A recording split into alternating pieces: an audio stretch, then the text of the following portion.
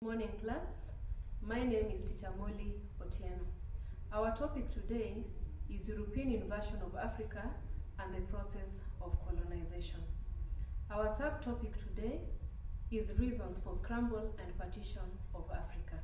So by the end of this lesson, I expect each and every one of us to be able to explain at least 5 reasons for scramble and partition of Africa.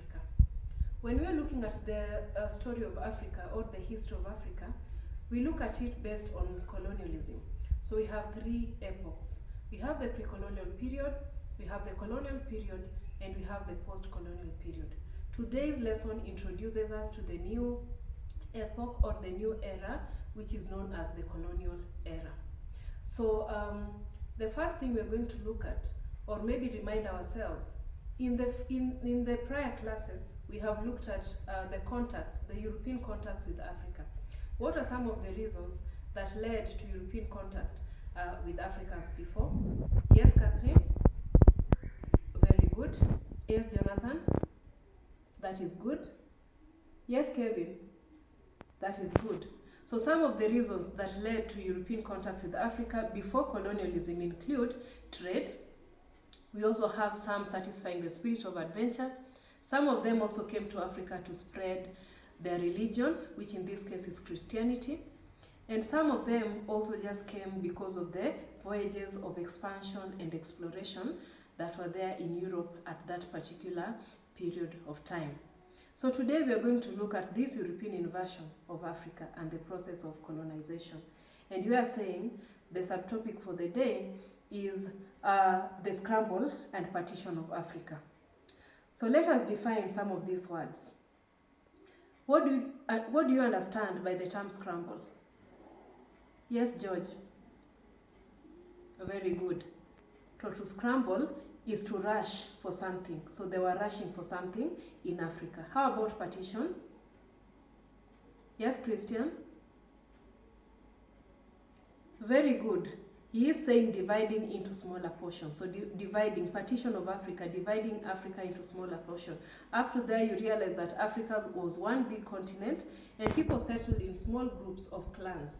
The major political organization of different African communities were clans. So Africans just settled in clans in locations, in different communal locations, but they were not divided into states or anything until after the convening of the Berlin Conference. This Berlin Conference was convened by the then German Chancellor, Otto von Bismarck. And in this conference, this is the place where Africa was partitioned amongst the European states. So countries like Britain, Germany, Italy, Portugal, Belgium were all given a portion in the continent of Africa. There are several reasons as to why this happened, and this is our lesson for today. However, when you're looking at the reasons for the scramble and partition of Africa, they have been divided into 4 main categories.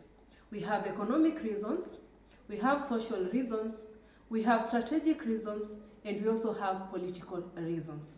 Today's lesson is going to dwell on economic reasons. When we are looking at the contact between Europe and Africa in the early days, we said that one reason was trade. One such trade was the transatlantic trade.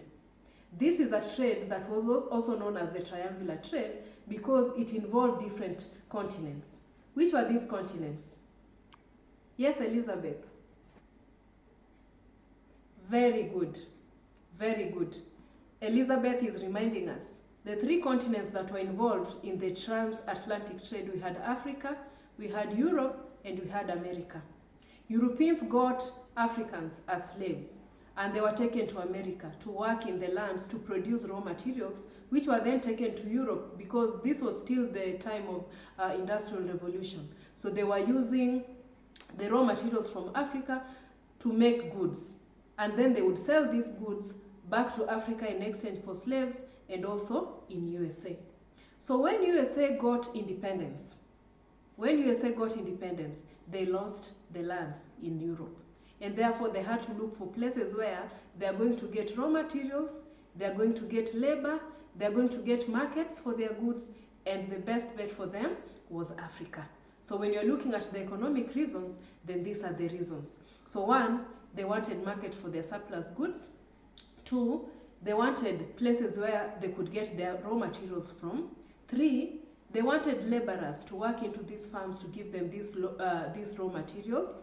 And 4, they also wanted agricultural land in which they would grow their cash crops and things that are going to give them monetary value. So these are the economic reasons as to why Europeans decided to go to Africa. As I have mentioned before, we have other methods as well. We have other reasons why they came. Which are some of these, apart from the economic reasons that we have looked at? Yes? Very good, we have strategic reasons. Another? Yes, Caroline. Social reasons, very good. Yes, Oscar? Very good. So those are the 3 others that we have not looked at. The social reasons, the economic, the strategic reasons, and the political reasons. So I want to give you a reading assignment. Read on the social reasons for the scramble and partition of Africa. So that is where we are going to pick up from in our next lesson. Have a good day.